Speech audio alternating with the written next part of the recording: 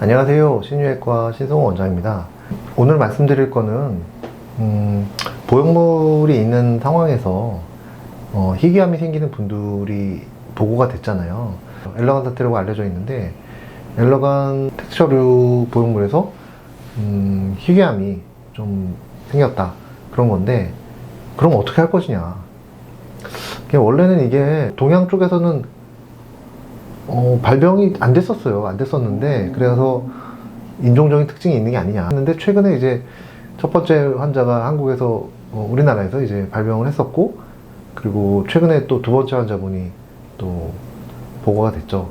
그리고 일본에서도 환자가 또 한 명이 나오고, 그러니까 결국 인종적인 특징이 뭐 있고 어쩌고를 떠나서 어쨌든 피할 수 있는 건 아니구나, 이제 그런 생각을 하게 된 거죠.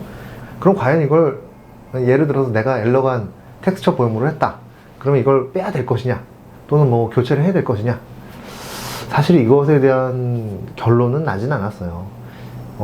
기본적으로 권고사항은 무조건적으로 제거한다거나 교체한다거나 이런 거를 권할 수는 없죠. 근데 그렇다고 또 뭐 무조건적으로 괜찮다고 말하기도 좀 어려워요. 그래서 일단은 검사를 해봐야죠. 검사를 해서 약간 증상 같은 게 있는가, 그러니까 장액이 굉장히 증가했다거나, 뭐 피막이 두꺼워졌다거나, 뭐 림프절 같은 것이 뭐 커졌다거나, 이제 이런 것들을 봐야죠. 그냥 본인은 잘 모르시고 지내시는 경우들도 있어요. 그러니까 사실은 주관적인 느낌으로 내가 가슴이 커진 것 같아, 작아진 것 같아, 이런 생각을 하기 좀 어려워요. 그러니까 정기적으로 검진을 하시는 게 중요하고, 사실은 그것도 경험이 많은 선생님이 봐주시는 게 중요하긴 하죠.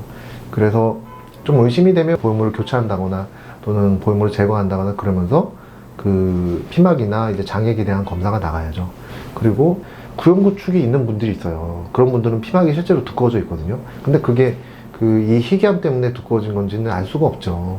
그러니까 평소에 내가 구형구축이 있는데 뭐 불편함이 없으니까 그냥 나는 어쨌든 가슴 커진 거에 만족해야지, 이렇게 사시는 분들도 일단 검사를 하실 필요는 있다고 봐요. 그리고 이 검사를 안 하시는 이유 중에 하나가, 첫 번째 수술이 너무 아프고 너무 힘들었기 때문에 두 번째, 세 번째 수술, 혹시나 세 번째 그렇게 되면 힘들지 않을까, 이런 걱정 때문에 그 검사 자체를 마음속에서 거부하실 수도 있어요. 근데 뭐 검사한다고 해서 꼭 반드시 수술을 하는 건 아니니까요. 뭐 병원마다 다르겠지만, 뭐 저희 병원 같은 경우는 그냥 뭐 워낙 많이 해서 그런지 부분마 치료해서 재수술을 다 진행을 하고, 수술 끝나면 그냥 웃으면서 집에 가세요. 그렇게 별로 아프지 않습니다.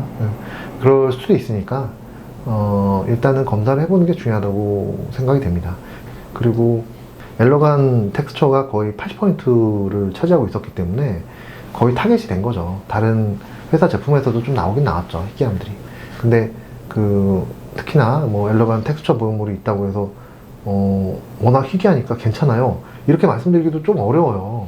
근데 그렇다고 막 무조건 제거하셔야 되고, 뭐 그 회사 건 안 좋은 거고 텍스처는 무조건 안 좋습니다, 이렇게 말씀드리기도, 이건 공포 마케팅 같아서 그렇게 말씀드리기도 좀 어렵거든요.